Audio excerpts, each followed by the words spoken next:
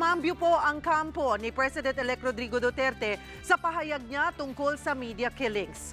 Na-misinterpret lang daw siya pero ang pamilya ng mga napaslang na mamamahayag umaalma pa rin. Umaaksyon si JV Arsena. Taken out of context at misinterpreted ng President-elect Rodrigo Duterte. Yan ang depensa ng kanyang kampo matapos ang kontrobersyal niyang pahayag tungkol sa media killings. When a journalist is killed, it doesn't mean that he's being killed as a journalist.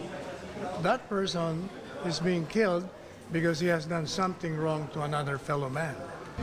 Sinabi ni Duterte sa press conference noong Martes na korupsyon ang madalas na mitya ng media killings. Hindi rin daw garantiya ang freedom of expression para hindi mabiktima ng karahasan. Just because you are a journalist, you are not exempted from assassination.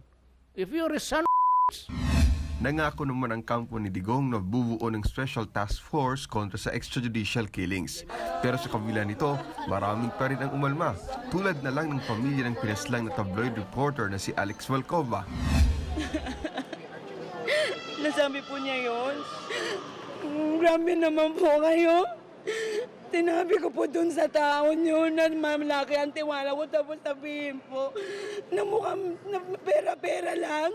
Alam po ng mga tao dyan, ng kapwa niya reporter na hindi po siya mukhang pera. Naalarma rin ang pamilya ng pinaslang na broadcaster na si Doc Jerry Ortega. Tila hinusgahan na raw kasi ang lahat ng mga pinaslang na journalist. Aminado naman ang National Union of Journalists of the Philippines na may korupsyon sa media pero hindi na ito dahilan para magsagawa ng extrajudicial killings. Nothing cannot justify yung killings ng journalist. Kung meron niyang kaso ng corruption, kung meron niyang kaso ng kung sa tingin ninyo naging bias, sampahan niyo ng kaso sa korte. 'Di ba? Meron naman tayong mga meron naman tayong mga batas para may mga proseso tayo para diyan.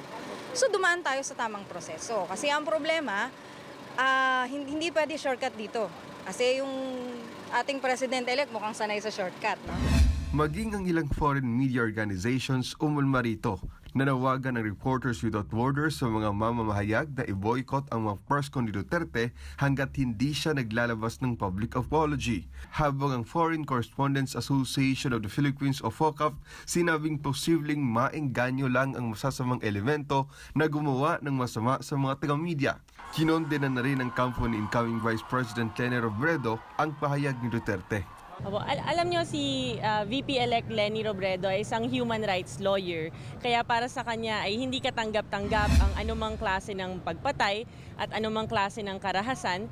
Kaya ang para sa kanya po ay dapat idaan sa tamang proseso. Mayroon tayong sistema sa hustisya at ito ang dapat nating sundin. Umaaksyon, JV Arsena, News 5. Be sure to come back. Use 5 everywhere. Copyright 2016.